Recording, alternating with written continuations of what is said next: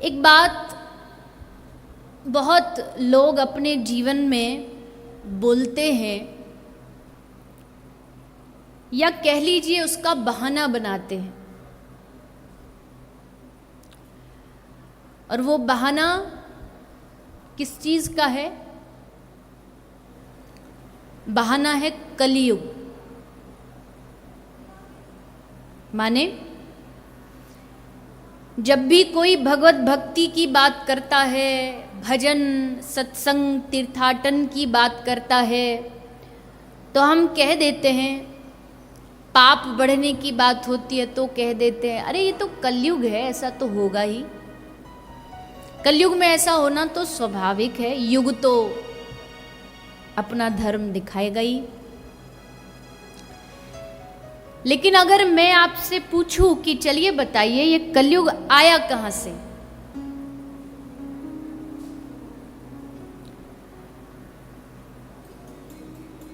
सूर्य भी वही है जो त्रेता और द्वापर में था, ये हवा ये जल सब त्रेता में भी था, द्वापर में भी था।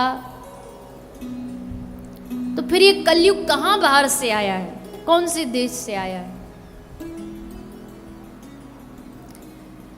तो कहा कि ये कहीं बाहर से कोई,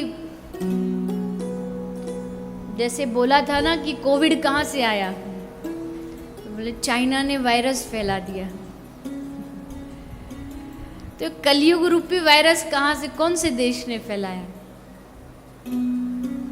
किसी ने कोई डब्बे में भर के हमारे देश में छोड़ गया कि लो कलयुग तुम्हारे हवाले?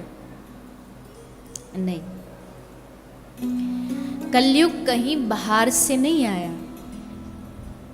ये सबसे बड़ी गलतफहमी है। कलयुग बाहर से नहीं, कलयुग हमारे अंदर से आया है।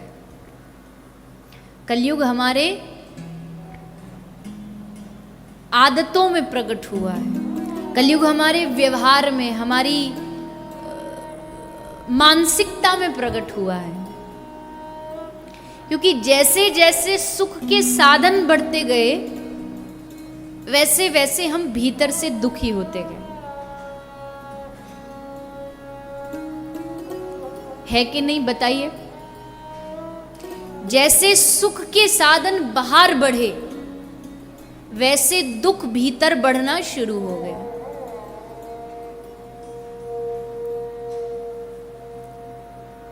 पहले छोटे छोटे बच्चे होते थे, घर से बाहर खेलने निकल जाते थे, गिल्ली डंडा खेला, ये खेला वो, उनको पता ही नहीं होता था दुख क्या होता है।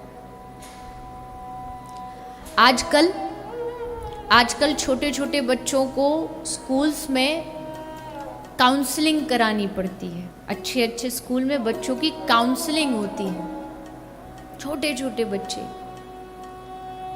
क्योंकि सुख साधन बाहर से बढ़ा और भीतर से दुख प्रकट हो गया। अब हमें धारणाएं बदलनी होगी। पहले धारणाएं क्या थी? गरीब की मदद करो। पहले ये धारणा थी कि गरीब की मदद करना पुण्य है।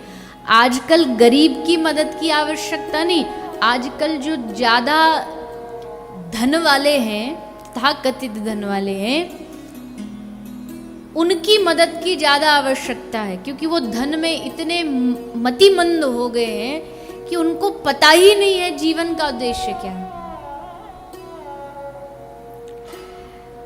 आज सबसे बड़ा चैलेंज यही है कि सुखी परिवारों के दुखी लोगों को सुखी कैसे किया जाए।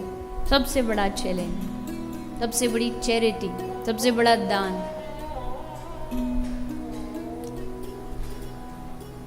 और ये दुख आया क्यों? ये दुख इसलिए आया क्योंकि भगवान ने ये, जैसे कोई बालक ज्यादा हल्ला मचा रहा हो, बहुत जिद कर रहा हो किसी चीज को लेकर के, तो उसकी जिद वहां से हटाने के लिए माँ उसको एक खिलौना दे देती है। जैसे अगर भोजन की जिद कर रहा हो तो माँ एक खिलौना ला के उसे दे देती है कि इससे तो खेल ले, ताकि मन वहां से हट जाए। लेकिन वहां से तो हट गया, लेकिन अब उस खिलौने में इतना ज्यादा मस्त हो गया कि आसपास के अपने सारे व्यवहार को भूल गया, खाना पीना सोना, अब उसी में लगा पड़ा, उसी में खेलने लगा पड़ा। तो भगवान ने हमें संसार दिया, संसार के रिश्ते दिए, इसलिए दिए कि थोड़ा बहुत हमारा मन जो इधर उधर भटक रहा थोड़ा बहुत उसमें लग जाए। लेकिन हम उसमें इतने ज़्यादा मस्त हो गए कि उसमें मस्त होते होते जिस तरफ हमारी दृष्टि यानी भगवान की ओर जो हमारी दृष्टि होनी चाहिए थी वो वहाँ से हट गई और बस संसार में ही उलझ के रह गई, रिश्तों में ही उलझ के रह गई।